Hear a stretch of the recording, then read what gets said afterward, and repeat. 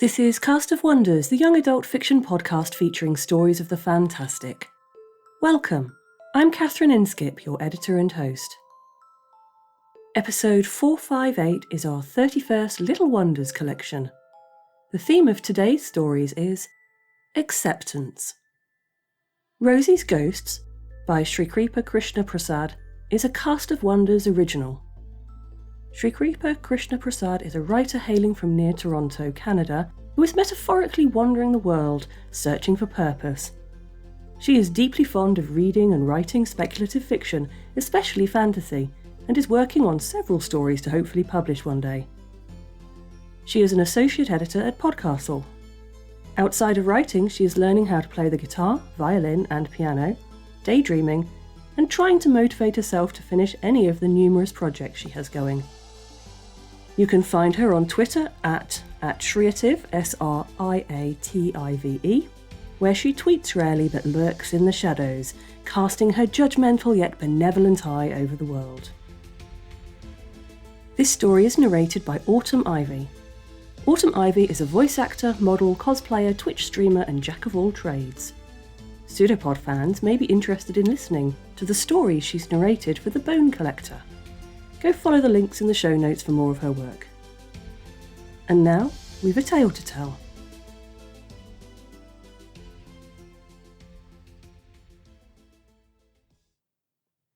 Rosie's Ghost by Sri Kripa Krishna Prasad. They sway in front of the bay window, sunlight tinting their translucent bodies gold. Rosie watches from under her eyelashes, her book lying uselessly on her lap despite her attempt to focus. Don't look, she thinks, shame burning her throat. But they are magnetic as they dance together, the short woman's head fitting perfectly into the crook of her partner's neck. Their laughter rings in the air. Rosie knows it intimately. She hears it often when they reminisce about their time in this house, when they touch each other, when they waltz impromptu around the room. The creature in her chest cries out for this joy, this bright love that has transcended even death, despite how much she tries to suppress it. The short woman leans up, and the tall woman leans down, and their lips meet, their arms bracketing each other tenderly, like they hold something precious. Don't look, Ma says from behind a hand, her mouth pinched, tugging Rosie past. Don't look, Ma whispers, eyes flashing as she peers at the neighbors who sit outside holding hands. Don't look, Ma warns, piercing, when Rosie watches the parades on the news for a second too long. Don't look. Rosie knows. Unless you look the right way, with cutting eyes and a face made of stone. She tries yet again to crush the creature inside her, to make it lie down and die, though a small, locked-away part of her knows this will make her more of a ghost than the actual ghosts in this house. The creature falls to pieces and curls up in a ball, shivering. Don't look, she thinks fiercely. But Rosie doesn't look away. She's never looked away. She realizes abruptly that she is never, ever going to look away. The creature keens, a note of broken hope in its voice. It reaches out with cupped hands, begging. Excuse me? Rosie whispers, her voice a candle in a hurricane. The ghosts pause, then turn to face her, gently expectant.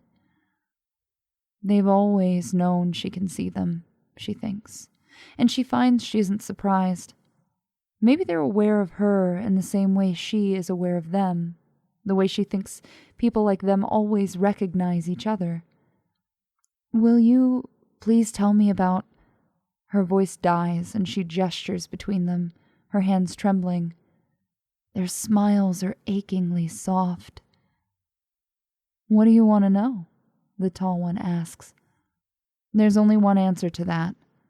The creature in her chest feebly lifts its head and nudges her tongue.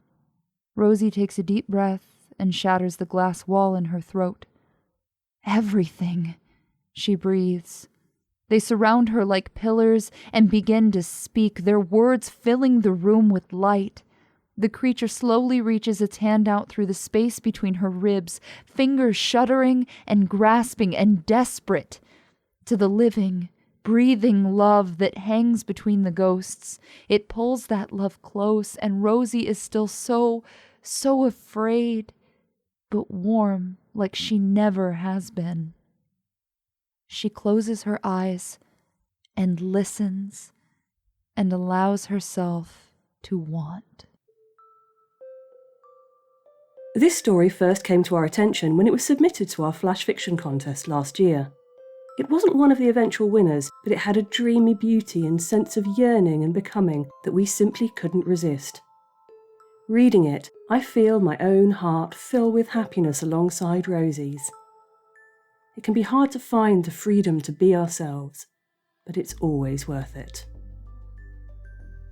Our second story is The Boy Who Feeds Birds by Aviel McDermott, another Cast of Wonders original. Aviel McDermott, whose pronouns are he, they, is finishing his master's degree and hoping to get back to his boyfriend in the SF Bay Area. He writes science fiction and fantasy, dabbles in poetry and photography.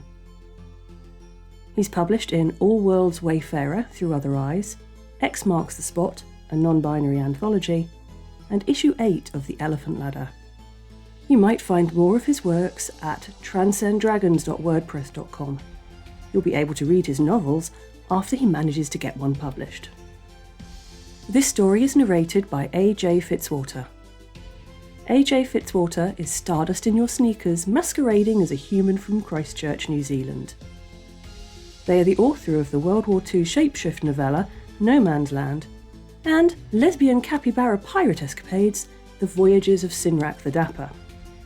Their short fiction has been published in venues such as Fireside Fiction and Clarkesworld.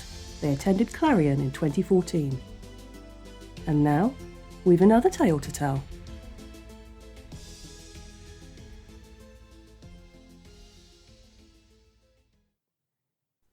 The Boy Who Feeds the Birds by Aviel McDermott. I think the birds started leaving messages because they heard me crying. I would throw myself on the bed and sob, pushing my face into the pillow to drown out the noise, but only succeeding in half suffocating myself and making my pillow nasty with snot. I'd wipe at my face, and in my head words would echo, "Boys don't cry like girls." And then another wave of contemptuous self-loathing and despair would run through me. My mum used to come knock at the door sometimes, but I would ignore her. I had nothing to say that she would want to hear, and there was nothing she could say that would have made me feel better, even if she knew to say it. Yet somehow the birds knew what to say. I was sitting on my bed, hunched against the wall with one hand on my forehead. I'd cried myself out until I had a headache. My eyes hurt, but I didn't close them because I didn't care. The despair had faded, but the self-loathing remained. How could it not? I can't believe you're like this, I thought to myself, unable to stop.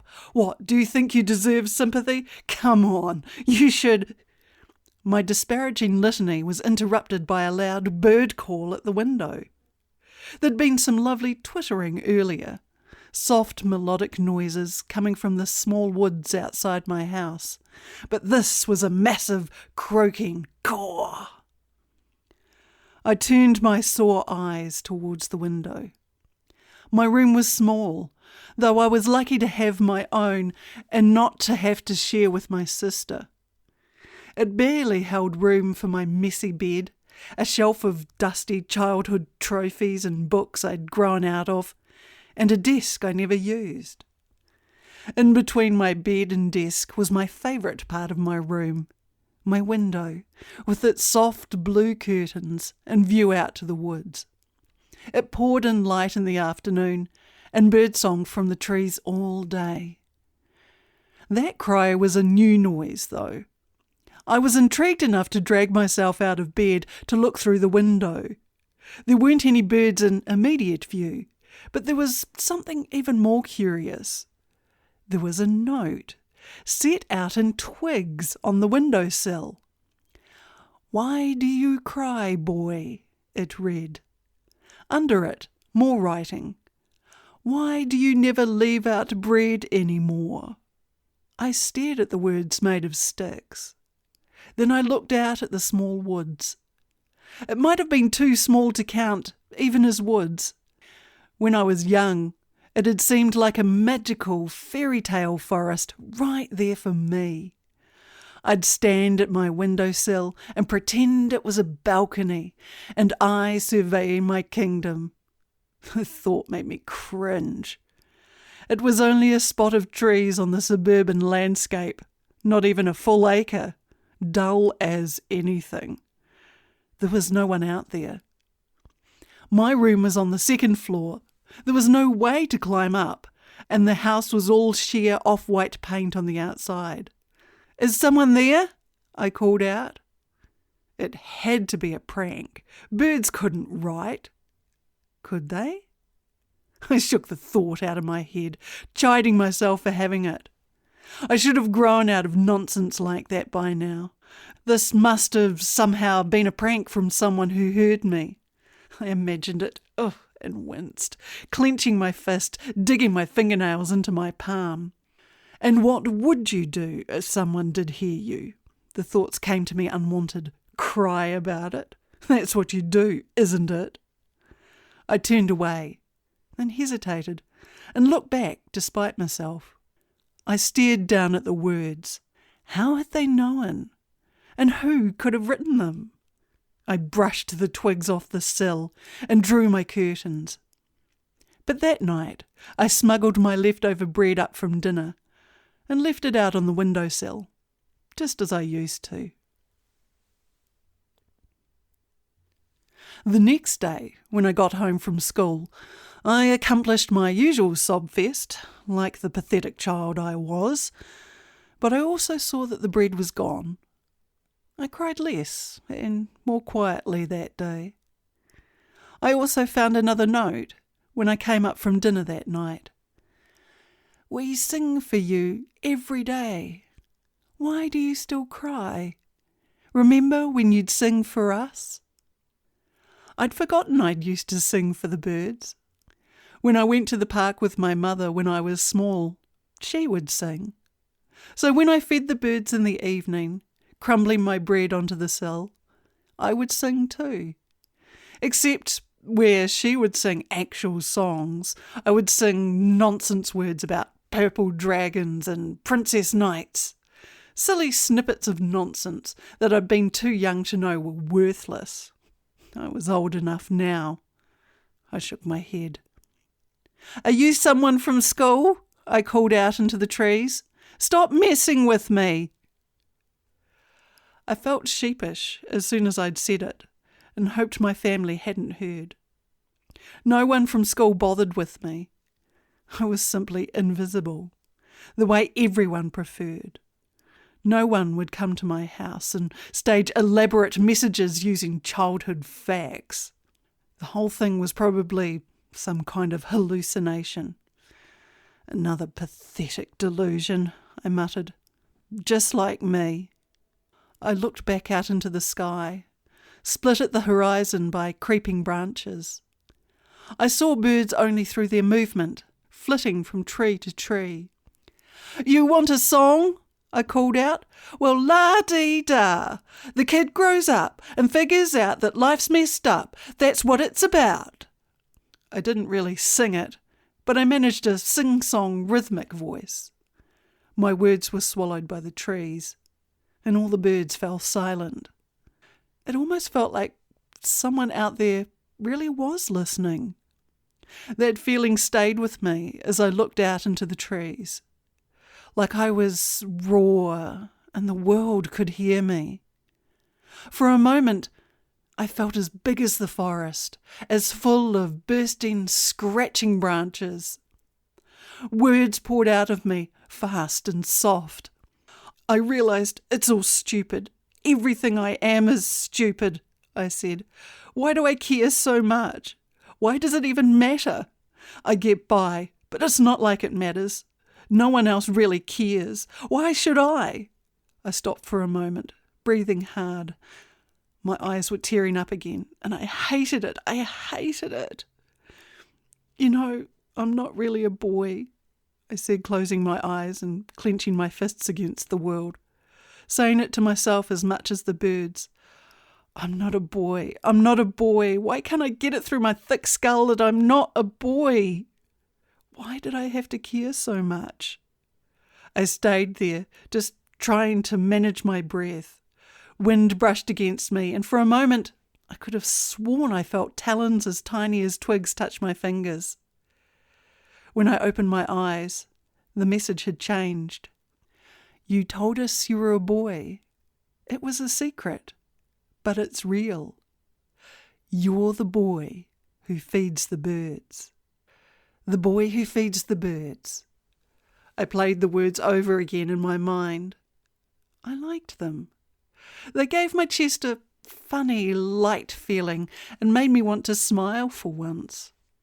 I glanced up to the trees to see a flash of red race through the branches.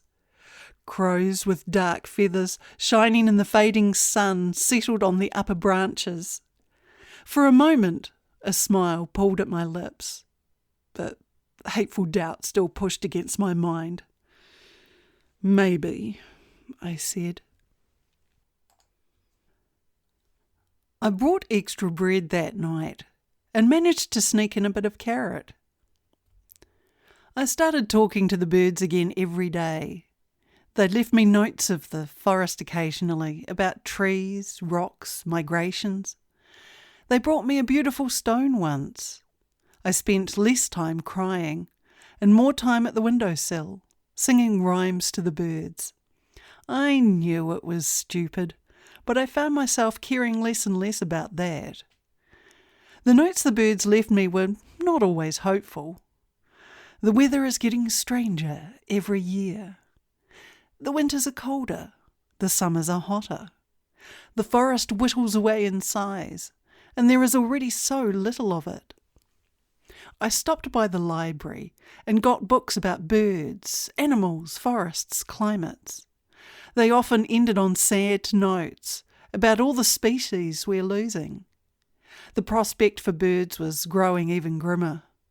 Once, after speaking with the birds, I cried for the first time in a long time for someone other than myself. There's an ecology club at school, I mentioned to the birds once. Maybe you could do something, the branches wrote out to me. Why don't you join? I bit my lip as I read the words. Joining a club meant becoming visible. It meant letting people look at me, and people who looked at me never saw me.